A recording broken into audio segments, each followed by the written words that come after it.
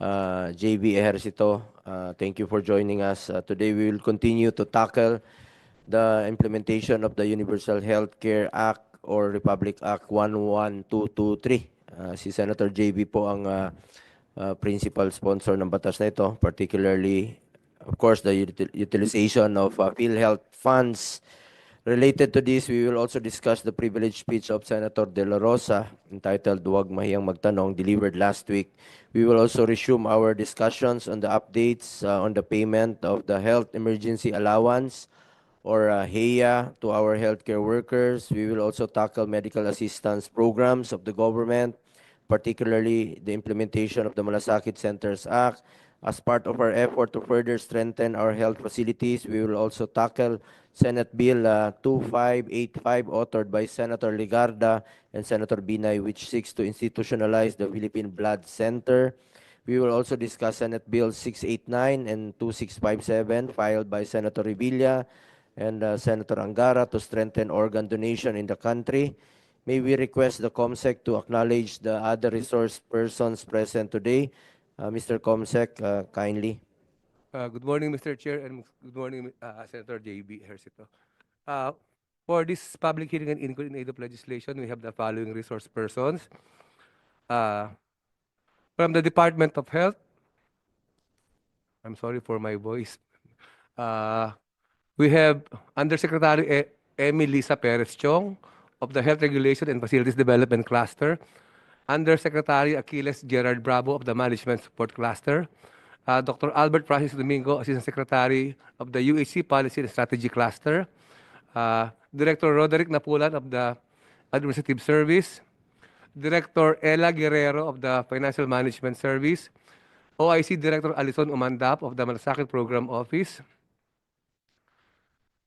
Attorney Annalisa Duran, the Executive Director of the Research Institute for Tropical Medicine.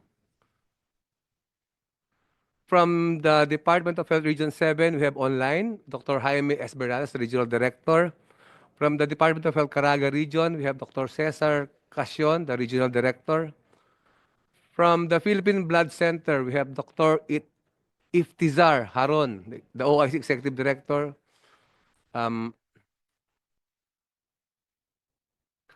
From the Philippine Health Insurance Corporation, we have Mr. Emmanuel R. Ledesma Jr., the President Chief Executive Officer, together with Attorney Eli Dino Santos, the Executive Vice President and Chief Operating Officer, Mr. Renato L. Limsiaco Jr., the Senior Vice President, Dr. Francisco Soria Jr., Vice President, Ms. Nerissa R. Santiago, Acting Senior Vice President, Dr. Adeline Messina, from the Benefits Development and Research Department, Attorney Mauro Anthony Cabading III, the Corporate Legal Counsel, Attorney Laura Mangasar, Corporate Secretary, and Ms. Jovita Aragon, Vice President. We also have from PhilHealth, Dr. Maria Graciela Garay Blas Gonzaga, a board member, an expert panel. From the Department of Finance, we have Director Joyce Briones of the Legal Affairs Office, Legal Services and Local Finance Group of the DOF. We also have Director Dominic Mariano from the Bureau of Treasury. From the Department of Budget and Management, we have Undersecretary Rolando U. Toledo, together with Attorney John Patrick S. Maliari. From the Department of Social Welfare and Development, we have Assistant Secretary Ulysses Aguilar, Assistant Secretary for Community Engagement, together with Director Mary Grace S. Arbola Durad, Director of the International Affairs Attached and Supervised Agency Service. We also have Director Edwin S. Morata of the Program Management Bureau. From the Philippine Charity Sweepstakes Office, we have Assistant General Manager Arnel N. Casas, together with Mr. Orlando M. Malaca, the Department Manager of the Charity Assistance Department. From the Government Service Insurance System, we have Ms. Rosalinda Mendoza, the Vice President for Operations Group, Attorney Giovanni Lynn Kiroy Marin, the Disciplinary Liaison Officer, and Mr. Edwin Lopez. From the Social Security System, We have Dr. Ferdinand M. Damo, the Acting Head, Medical Services Division, and Attorney Chrissy May Arbarion, Acting Attorney 2 of the Legislative Affairs Department. From the Commission on Audit, we have Attorney Neri B. Aspili, State Auditor 3, OWA National Government Agencies Cluster 6, the DOH Audit Team.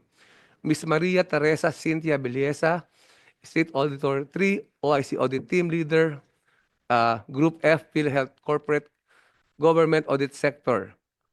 Also have Mr. Edwin B. Eborda Jr., OIC Audit Team Leader, COA PhilHealth. Ms. Celia Nazareno, Supervising Auditor. We also have Mr. Repan Agustos Cusio, State Auditor 3, OIC Audit Team Leader for COA PCSO. And Mr. Neptali Dacuba Gonzaga, State Auditor 3, OIC Audit Team Leader, PCSO Team 1, Corporate Government Audit Sector 6. From the National Kidney and Transplant Institute, we have Dr. Rose Marie O. Rosete Liquete, the Executive Director, together with Mr. Peter Paul M. Plegaria, Transplant Coordinator of the Human Organ Preservation Effort, and Ms. Maribel U. Estrella, the Manager for Finance Services Department of the Executive Office of NKTI.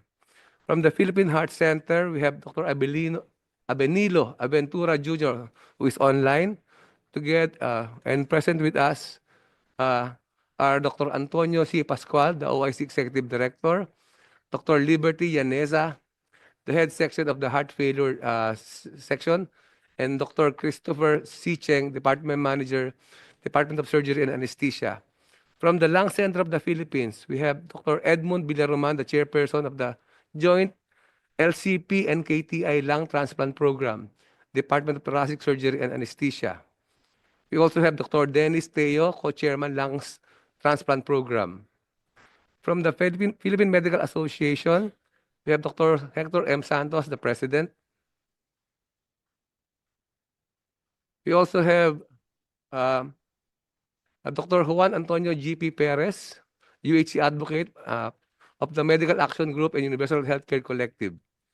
We also have from the United Private Hospital Unions of the Philippines, Mr. Ronald Ignacio, the spokesperson, together with Mr. Roberto Manuel Bathan Payao Jr., the Union President of the Federation of Free Workers. And then we have from the Philippine Coalition of Consumer Welfare Incorporated, we have Mr.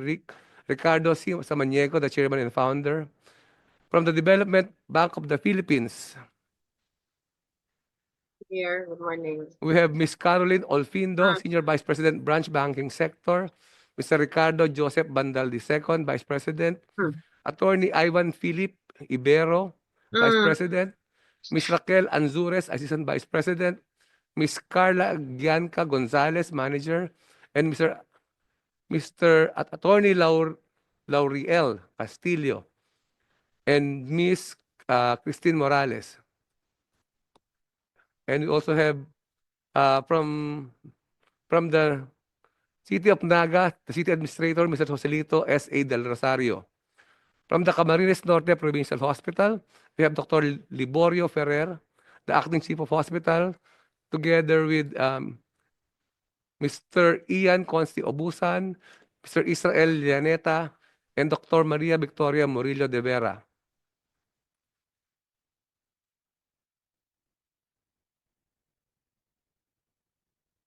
We also have online with us Mr. Benj Benbiahe Poscablo, registered nurse and staff nurse at present with the Singapore General Hospital. He is a health advocate.